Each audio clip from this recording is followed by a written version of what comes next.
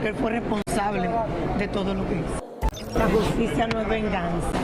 Fuertemente custodiados, llegaron esta mañana a su segunda audiencia los dueños de la discoteca Jet Set, cuyo techo, como todos sabemos, colapsó el pasado 8 de abril, causando muchas pérdidas. Así es. Y varias de las víctimas visiblemente afectadas acudieron para dar sus testimonios y pedir justicia. Vamos a pasar con Moisés Salcé, que nos tiene todos los detalles. Adelante, Moisés. Moisés, adelante, ¿dónde estás? Cuéntanos. Hola Lili, hola Dayanara, estamos en esta cobertura total de Gordiflaca, estamos en el Palacio de Justicia de acá de República Dominicana y les cuento un poco el panorama, qué ha sucedido aquí. Es la segunda audiencia, recuerden que la primera fue aplazada y aquí sigue en curso esta audiencia para conocer medidas de coerción a Antonio Espaillat y Maribel Espaillat, propietarios de la discoteca Jet Set. Hablar un poco de las novedades. Ayer se sumaron a un aproximado de unas 14 querellas nuevas, que lo que suman 108 querellas en este caso.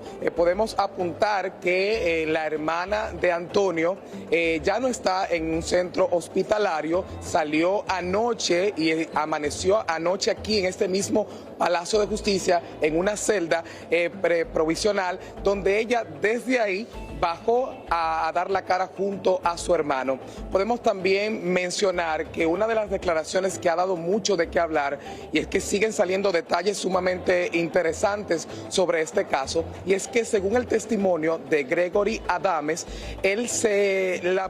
lo primero que le preguntó Maribel minutos luego de que fue sacada de los escombros de la discoteca fue precisamente que le preguntó por un dinero de las boletas vendidas de esa noche. Y esto ha causado muchísima atención y muchas opiniones encontradas, porque más que pensar en las vidas perdidas, Maribel preguntó por el dinero de esa noche de la venta de las boletas. Por otra parte, algo que me llamó la atención es que una señora que llegó desde los Estados Unidos, que estaba dentro en la audiencia, tuvo que salir porque la impresión de la señora al ver cara a cara a Antonio fue impactante. Ella, su equipo legal tuvo que sacarla de la audiencia, conversamos con ella, ella decía que no sabía qué hacer en ese momento cuando se encontró frente a frente a Antonio Espaillat.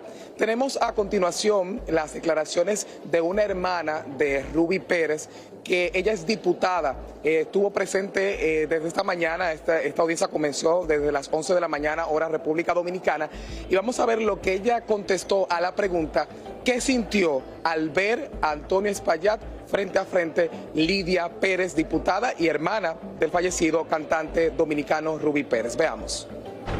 La justicia no es venganza. Sentí compasión, le dije, Señor, dale fortaleza para que él pueda enfrentar su responsabilidad. No te puedo decir que me sentí alegre, porque somos humanos. Le dije, Señor, dale fortaleza para que él pueda enfrentar su responsabilidad, porque él fue responsable de todo lo que hizo. A propósito, podemos también mencionar que ayer presentó querella formal dos de las hijas y familiares de Ruby Pérez, y hay algo sumamente interesante en esta querella.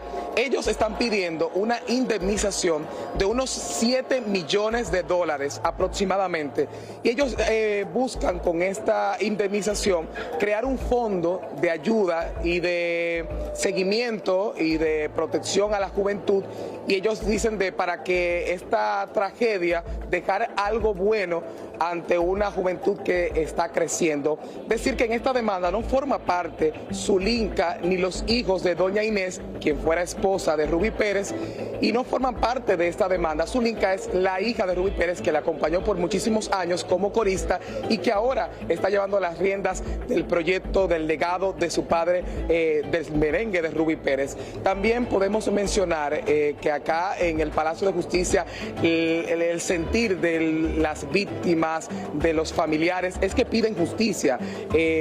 Aquí sigue en estos momentos en curso esta audiencia y decir que el Ministerio Público ya tuvo su turno en el abordaje de esta audiencia. 1 hora y 30 minutos más o menos estuvo el Ministerio Público presentando todas las pruebas y todo lo investigado, y ahora viene el turno de los abogados querellantes. Tendrán 10 minutos cada uno, por esto este proceso ha sido tan largo por la gran cantidad de querellas, y además podemos mencionar que luego del turno de los abogados querellantes tendrá el turno nuevamente, los abogados de defensa de Antonio Espaillat y luego nuevamente el Ministerio Público. ¿Me escuchas? Yo no puedo ni empezar a imaginarme lo que puede sentir tanta gente que personalmente conocía a este señor. O sea, y que a lo mejor le tenían cariño, que a través de los años desarrollaron una relación de amistad.